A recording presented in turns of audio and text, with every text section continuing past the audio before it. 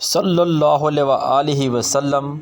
آپ دیکھ رہے ہیں my channel Asad Islamic views. نہایت سب آموز کہانی۔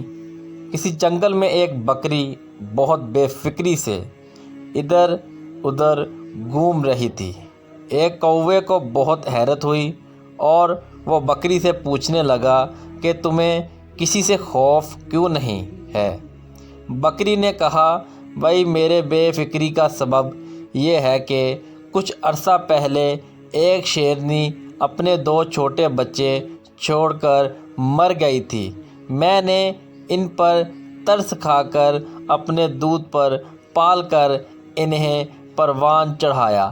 اب وہ جوان ہیں اور انہوں نے جنگل میں اعلان کر رکھا ہے کہ ہماری بکری ماں کی طرف کوئی میلی آنکھ سے نہ دیکھے۔ سو اب کسی بڑے خونخوار جانور میں بھی یہ ہمت نہیں کہ وہ مجھ پہ ہاتھ ڈالے۔ کسی چھوٹے موٹے جانور کا ذکر ہی کیا۔ کوے نے سوچا، کاش مجھے بھی ایسی نیکی کرنے کا موقع ملے اور پرندوں کی دنیا میں مجھے بھی احترام حاصل ہو جائے۔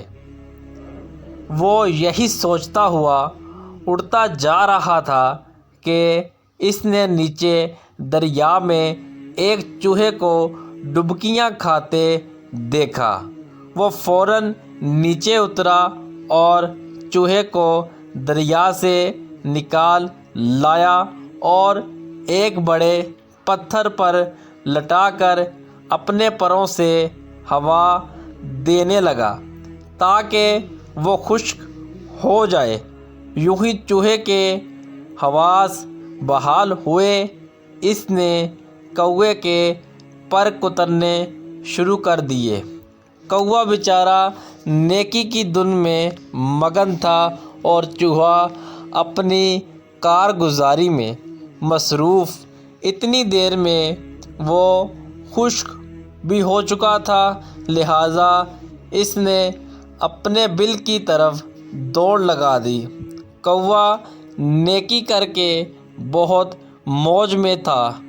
اسی موج میں اس نے لمبی اڑان بھرنے کی کوشش کی مگر منہ کے بل زمین پر آ پڑا اور اڑنے سے معذور ہو کر زمین پر ہی اچھلنے اور گھسیٹنے لگا۔ اتفاقاً بکری ادھر سے گزری تو پوچھنے لگی، بھائی کوے، تم پر کیا آفت آن پڑی؟ وہ غصے سے بولا، یہ سب تمہارا کیا دھرا ہے۔